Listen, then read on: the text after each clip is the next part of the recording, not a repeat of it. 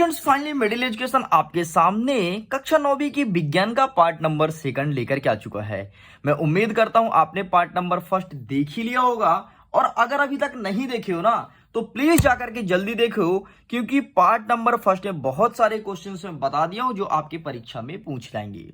Part number 2 ठीक उसी प्रकार से महत्वपूर्ण होगा जिस प्रकार से मैंने कक्षा 9वीं की हिंदी का वीडियो शूट किया था, एंड बहुत सारे स्टूडेंट्स ने उसे पसंद भी किया और अपने दोस्तों को शेयर भी किए हैं।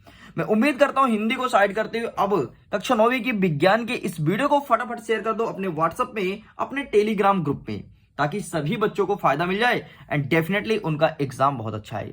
देखिए स्टूडेंट्स, एक चीज मैं बताऊं, अगर आप चाहते हो ना कि मध्य प्रदेश के बच्चे होशियार हो जाएं, इंटेलिजेंट हो जाएं, तो मैं तो वीडियो शूट कर रहा हूं, जो स्टूडेंट्स मेरे से जुड़े हैं वो तो देख ही रहे हैं, लेकिन आपका भी फर्ज बनता है कि आप अपने सभी दोस्तों को शेयर कीजिए, ताकि आपकी स्कूल का परसेंटेज अच्छा है और आपके स्कूल को मध्य प्रदेश में सभी लोग जाने कि यहाँ के विद्यार्थी बहुत ही होशियार हैं।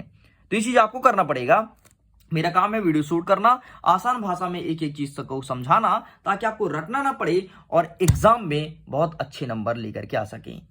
कम समय में अच्छे नंबर लेकर के आने वाले हो, इस वीडियो को अच्छे से देखोगे तो चलिए फटाफट ओपन करते हैं। जैसे ओपन करते हैं ना तो सबसे पहले मिलता है ब्लूप्रिंट, और आपने पार्ट नंबर 1 में देखा कि मैंने ब्लूप्रिंट के महत्व आपको बहुत अच्छे से समझाया है। एंड ये हमारा पार्ट नंबर 2 होगा, जिसमें कवर करेंगे आपका परमाणु और अणु से कौन कौन से प्रश्न आएंगे, परमाणु की संरचना, और आगे बढ़ते जाएंगे धीरे धीरे। सबसे पहले एक नजर ब्लूप्रिंट की रखते हैं तो परमाणु एवं अणु से 7 नंबर का प्रश्न पूछा जाएगा, 1 नंबर के 3 प्रश्न और 4 नंबर के 1 प्रश्न। मतलब इस चैप्टर से मैं बड़े क्वेश्चंस को टिक कराने वाला हूं और इस वीडियो में समझाने वाला हूं। आगे देखेंगे परमाणु की संरचना, यहां से भी 7 नंबर का आएगा, 1 नंबर के 3 प्रश्न और 2 नंबर के 2 प्रश्न। मतलब छोटे छोटे प्रश्न रेडी करना, क्योंकि छोटे छोटे प्रश्न ही इस चैप्टर से बनेंगे। तो चलिए फटाफट हम देख लेते हैं अपना अध्याय 3 परमाणु एवं अणु। तो ये रहा आपके सामने परमाणु एवं अणु। देखो 1 नंबर के प्रश्न कहां से पूछे जाएंगे, ये सब मैं आपको दूंगा टेलीग्राम पर। तो अगर तुमने अभी तक टेलीग्राम पे नहीं जुड़ा तो लिंक वीडियो के डिस्क्रिप्शन बॉक्स में है, उसे चेक कीजिए और टेलीग्राम पर जुड़ जाइए। वहीं पर 1 नंबर के प्रश्न भेजे जाएंगे, ठीक है। चलिए स्टूडेंट्स, अब हम देख लेते हैं 4 नंबर के कौन कौन से प्रश्न बनेंगे। प्रश्न जो हमारे एग्जाम में आएगा वो है द्रव्यमान संरक्षण का नियम, उदाहरण देकर के समझाइए। देखो द्रव्यमान संरक्षण के नियम को ऊर्जा संरक्षण के नियम के नाम से जानते हैं। तो अगर परीक्षा में लिखा आ जाए ऊर्जा संरक्षण का नियम तो कंफ्यूज मत होना, क्लियर रहना कि द्रव्यमान संरक्षण का नियम ही ऊर्जा संरक्षण का नियम है। तो इसका डेफिनेशन क्या है कि ऊर्जा को ना तो हम उत्पन्न कर सकते ना ही नष्ट कर सकते, बल्कि एक रूप से दूसरे रूप में परिवर्तित कर सकते हैं। मतलब ऊर्जा को हम कहीं उत्पन्न नहीं करते हैं ना तो कहीं नष्ट करते हैं।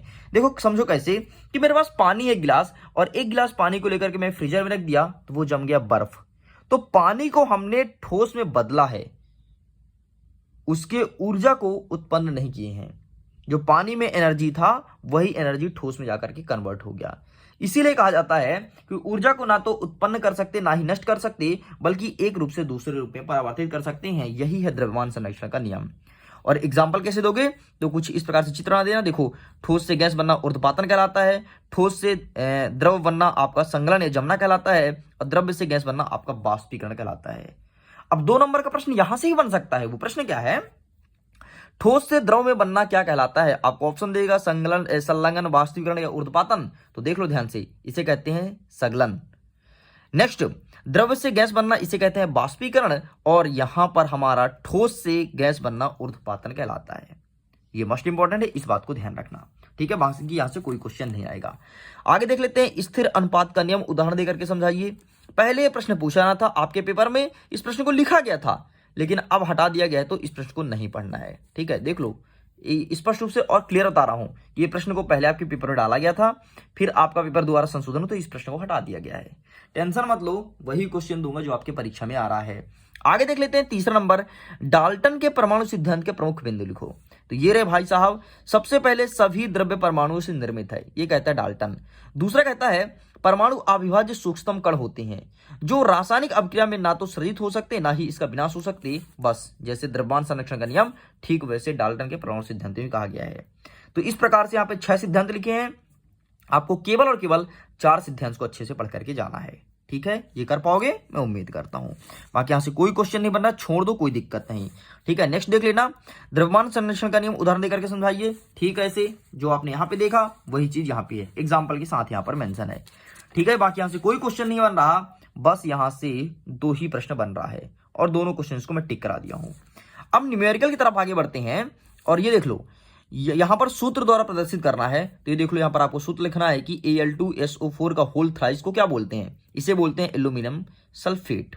आगे देख लेते हैं CaCl2, इसे बोलते हैं कैल्शियम क्लोराइड। Ca को बोलते हैं कैल्शियम और Cl2 को बोलते हैं क्लोराइड, तो कैल्शियम क्लोराइड। नहीं दिख रहा? हाँ, ये देखो K2SO4, K मतलब होता है पोटेशियम, SO4 मतलब होता है सल्फेट, तो पोटेशियम सल्फेट। वेरी सिंपल यार, बहुत कठिन नहीं है। देखो यहां पर क्या लिखा है, KNO3, K को बोलते हैं पोटेशियम और NO3 को बोलते हैं नाइट्रेट, तो potassium nitrate. Is very simple, इस प्रकार से आप भी लिख सकते हो और आपकी परीक्षा में पूछा जा सकता है 4 नंबर में। ठीक है, कि इसका आपको सूत्र लिखना है कि इसका रासायनिक सूत्र क्या है। चलिए आगे बढ़ते हैं, नेक्स्ट क्वेश्चन देख लेते हैं। यहां से एक प्रश्न बन रहा है, ये पहला वाला सोडियम वाला, तो इसे अच्छे से देख लेना। बाकी इस बार आपके एग्जाम में नहीं आ रहा है, ठीक है, पहले आया था, इस बार नहीं आ रहा, तो चाहो तो छोड़ भी सकते हो। ओके, चलिए आगे बढ़ते हैं। अध्याय 4 परमाणु की संरचना, यहां से भी 7 नंबर का आ रहा है। 3 नंबर के एक प्रश्न देखने को मिलेंगे, मतलब एक नंबर के 3 क्वेश्चन और 2 नंबर के 2 प्रश्न, मतलब छोटे छोटे क्वेश्चन को आइए मैं टिक करा देता हूं। आगे बढ़ते हैं, सबसे पहले देखो, रदरफोर्ड की परमाणु मॉडल की कमियां लिखिए। मोस्ट इंपॉर्टेंट क्वेश्चन है, अच्छे से कर लेना, आपकी परीक्षा में कमियां पूछी जाएगी। आगे देखते हैं, संयोजकता किसे कहते हैं, आखिरकार क्या होता है संयोजकता। तो देखो क्या लिखोगे, किसी तत्व के परमाणुओं की मिलकर अणु बनाने की प्रवृत्ति ही संयोजकता कहलाती है। मतलब संयुक्ता मतलब होता क्या है, संयोग होना, मिलना। जैसे ये एक आपका परमाणु हो गया, ये एक परमाणु हो गया, ये दोनों मिल गए आपस में, ये बन गया अणु, इसी को कहते हैं संयुक्ता। ठीक है, तो ये आपको देखना है। आगे देखते हैं नेक्स्ट, समस्थानिक और संभारिक। एक सेट में आ रहा है समस्थानिक, दूसरे सेट में आ रहा है संभारिक। तो क्या होता है समस्थानिक, सिंपल है सर, समस्थानिक मतलब जिसका परमाणु क्रमांक समान हो किंतु परमाणु भार भिन्न भिन्न हो। ध्यान सुन लो, क्या लिखा है, समस्थानिक मतलब समस्थानिक मतलब जिसका स्थान समान हो किंतु भार भिन्न भिन्न हो, उसे हम कहते हैं समस्थानिक। ठीक है, इसी का उल्टा है संभारिक, मतलब जिसका परमाणु भार समान हो किंतु परमाणु क्रमांक अलग अलग हो, उसे कहते हैं संभारिक। संभारिक मतलब जिसका भार समान हो और परमाणु क्रमांक अलग अलग हो। समस्थानिक जिसका परमाणु क्रमांक अलग अलग हो, परमाणु क्रमांक सेम हो और परमाणु भार अलग अलग हो, उसे समस्थानिक कहते हैं। Very simple. हाइड्रोजन के 3 समस्थानिक होते हैं, ये प्रश्न आपके 1 नंबर में आएगा, आ रहा है, ध्यान से। तो हाइड्रोजन के 3 समस्थानिक कौन से होते हैं, प्रोटियम, ड्यूटेरियम एंड ट्रिटियम। इसका देख लो सूत्र क्या है, 1,1H 1,2H और 1,3H। इसको डी सिंबल जानते हैं, इसको टी से भी जानते हैं, ट्रिटियम है तो। ठीक है, ये प्रश्न 1 नंबर में पूछा जाएगा। चलिए स्टूडेंट्स, आगे संभारिक मैंने आपको अच्छे से समझा दिया, कोई मसला नहीं, ज्यादा कुछ पढ़ना नहीं पड़ेगा। आगे देख लेते हैं नेक्स्ट क्वेश्चन, जो 2 नंबर में आएगा, वो थॉमस का परमाणु मॉडल। तो इसे अच्छे से देख लेना, वीडियो ज्यादा लंबा ना हो इसलिए कुछ चीज मुझे छोड़ना पड़ रहा है। आगे देख लेते हैं, समस्थानिक और संभारिक तत्वों में अंतर बताइए। तो जैसे कि मैंने यहां पर आपको समझाया, बस उसी को अंतर के रूप में लिखना है। वेरी सिंपल, कर पाओगे मैं ऐसा उम्मीद करता हूं। आगे देख लेते हैं, बोर का परमाणु मॉडल की अवधारणा क्या है। तो ये रहा भाई साहब बोर के परमाणु मॉडल की अवधारणा, तो फोटो खींचो और अच्छे से प्रिपेयर कर लो। आगे देख लेते हैं 14वां नंबर, संयोजकता किसे कहते हैं। मैंने पहले टिक करा दिया, संयोजकता मतलब होता है संयोग करना, मतलब 2 परमाणु से मिलकर के एक अणु बनना, इसी को संयोजकता कहते हैं। बस इसे भी स्किप कर दो। ठीक है, एक क्वेश्चन आपको अंतिम वाला देखना है, यदि Na11 है, Cl मतलब क्लोरीन 17 है, तो दोनों परमाणुओं की परमाणु संख्या भिन्न भिन्न होने के बाद भी इनकी संयोजकता एक ही होती है, क्यों। अरे भैया सिंपल सा, सोडियम में एक धनायन होता है, क्लोरीन में एक ऋणायन होता है, धनायन और ऋणायन मिलके अच्छा बंध बनाता है जिसे हम बोलते हैं सोडियम क्लोराइड NaCl, इसलिए इसकी संयोजकता लगभग समान होती है। वेरी सिंपल था। ठीक है, ये देखो अगेन समस्थानिक संभारिक का कोई मतलब नहीं, मैंने पहले टिक करा दिया। बस भाई साहब आपके इस चैप्टर से इतने ही नंबर का आएगा। आगे देख लेते हैं अध्याय 5, जीवन की मौलिक इकाई। यहां से कितने नंबर का पूछा जाएगा, तो यहां से आ रहा है 6 नंबर का, 1 नंबर के 3 प्रश्न, 3 नंबर के 1 प्रश्न। मतलब हमें ना तो ज्यादा छोटा प्रश्न रेडी करना है ना तो ज्यादा बड़ा। तो देख लेते हैं 3 नंबर के हिसाब से कौन कौन से क्वेश्चंस बन रहे हैं। सबसे पहला प्रश्न, माइटोकॉन्ड्रिया का नामांकित चित्र।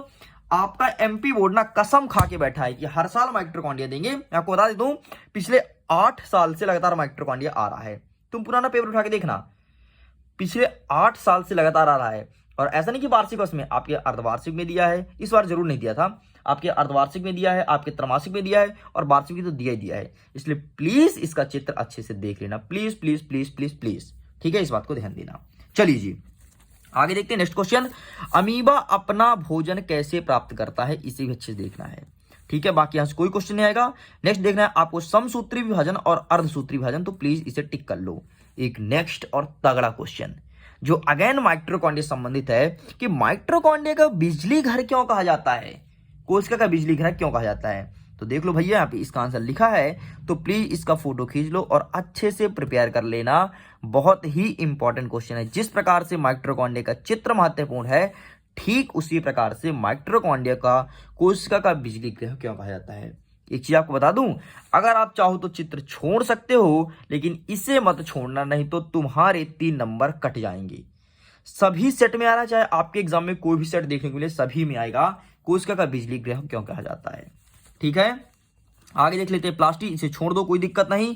आगे देख लेते हैं समसूत्री और अर्धसूत्री में अंतर, तो अंतर 3 अंतर आपको देखना है। वैसे तो मैंने यहाँ पे आपको समसूत्री सूत्री पर टिक कराया, लेकिन अगेन क्वेश्चन है तो अगेन आप अंतर अच्छे से देख लेना। ठीक है जी, बाकी यहां से कोई क्वेश्चन नहीं आएगा, छोड़ दो, कोई दिक्कत नहीं। आगे देख लेते हैं पादप कोशिका और जंतु कोशिका में अंतर और लाइसोसोम को आत्मघाती थैली क्यों कहते हैं। ये 2 प्रश्न अच्छे से रेडी करना। आपके पहले नेक्स्ट जो पेपर बनना था उसमें प्रोकैरियोटिक यूकैरियोटिक कोशिका में अंतर डाले थे, लेकिन अब हटा दिया गया है। अब आपके पेपर में नहीं आ रहा है, अब आपके पेपर में ये दोनों प्रश्न आ रहे हैं। ठीक, तो इसे अच्छे से देख लेना। आपको पता है यहां से टोटल 8 प्रश्न बन रहे हैं। 8 प्रश्न मतलब जो आपके पेपर में देखने को मिलेगा, क्योंकि पेपर 4 सेटों में आ रहा है ना। ठीक, तो ये आपको अच्छे से देखना है। चलिए आगे देख लेते हैं पादप कोशिका और जंतु कोशिका, इसे अच्छे से देख लेना। तो मैंने कितने क्वेश्चन से टिक कराया, 2 यहां से 4। आगे बढ़ते हैं तो ये 5 और ये रहा 6 और ये रहा इसका चित्र 7 और ये रहा 8। देखो 8 के 8 प्रश्न टिक करा दिया हूं जो आपके परीक्षा में आ रहे हैं। बस अब 8 के 8 को अच्छे से रट लो, तुम्हारे एग्जाम बहुत अच्छे जाएंगे। ठीक है जी, छोड़ देते हैं, आगे बढ़ते हैं नेक्स्ट। हमारा नेक्स्ट कहता है अध्याय 6 ऊतक। तो ऊतक को हम जल्द ही मिलेंगे 3rd पार्ट के वीडियो में, जिसमें कवर करेंगे सभी क्वेश्चंस को जो हमारी परीक्षा में आ रहे हैं। यहां से कितने नंबर का आएगा, तो यहां से 7 नंबर का आएगा। तो 3rd पार्ट की वीडियो को वेट कीजिए, जल्द ही अपलोड होने वाला है मिडिल एजुकेशन के यूट्यूब चैनल पर। ओके स्टूडेंट्स, मैं उम्मीद करता हूं आपको एक एक चीज अच्छे समझ में आया होगा और ये वीडियो आपके लिए हेल्पफुल रहा होगा। अगर वीडियो पसंद आए तो वीडियो को लाइक कीजिए, अपने मित्रों के साथ शेयर कीजिए, और अगर मिडिल एजुकेशन में पहली बार आए हैं तो चैनल को सब्सक्राइब जरूर करना। और बगल में घंटियों को दबाना, टन टन टन टन। घंटी दबाने से क्या होगा कि जैसे ही मिडिल एजुकेशन में कोई नया वीडियो आएगा ना, उसका नोटिफिकेशन आप तक पहुंचेगा और उसका फायदा सबसे पहले तुम उठा पाओगे। ओके स्टूडेंट्स, मैं वीडियो एंड करता हूं। आपके एग्जाम के लिए ऑल द बेस्ट। जल्द ही मिलते हैं 3rd पार्ट के साथ।